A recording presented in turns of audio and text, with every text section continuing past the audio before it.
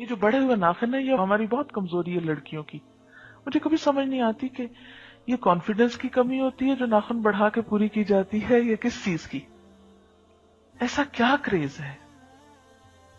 یعنی مجھے کبھی بھی ناخن بڑھانے کا فلسفہ سمجھ میں نہیں آیا.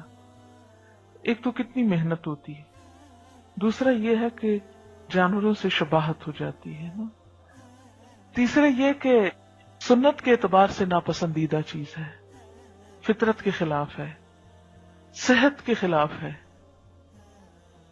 تو صرف ایک خاص لک دینے کے لیے ہم اس کا اہتمام کرتے ہیں، جبکہ بہت ساری چیزوں کے خلاف جاتی یہ بات.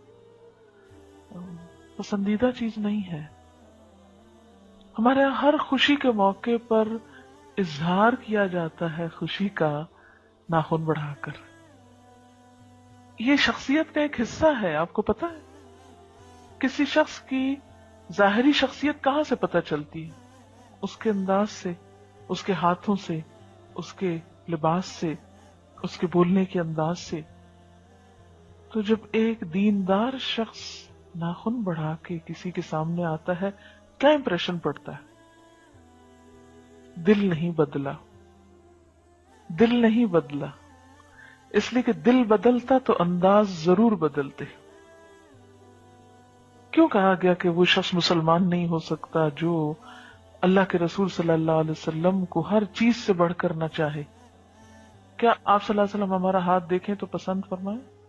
یہ بڑے ہوئے ناخن ہم آپ کو دکھا سکتے ہیں؟ اچھا کیا ہوتا ہے، بعض اوقات ہم اپنی سہیلی میں تو بہت کانفیڈنٹ فیل کرتے ہیں، لیکن جو ہی کوئی بڑا شخص یا کوئی دیندار شخص نظر آتا ہے تو ہم جلدی سے ڈھانپنے لگتے ہیں کہ یہ مائنڈ کرے گا، اس کے سامنے نہیں دکھانے.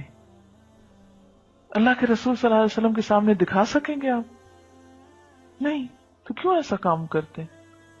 ایسا کیا شوق ہے؟ کیا جو اللہ نے ہم کو دیا ہے وہ کافی نہیں؟ اللہ نے ہر ایک کو بہت خوبصورت بنایا اور دوسرے سے مختلف بنایا. آپ میں سے ہر شخص بلا مبالغہ یہ کہہ سکتا ہے ہم سا کوئی ہو تو سامنے آئے. آپ سا کوئی نہیں. آپ اللہ تعالی کی بالکل ایک منفرد انوکھی مخلوق ہے، کوئی آپ جیسا نہیں. ھذا من فضل ربی. آپ کی ایک ایک چیز بہت پیاری.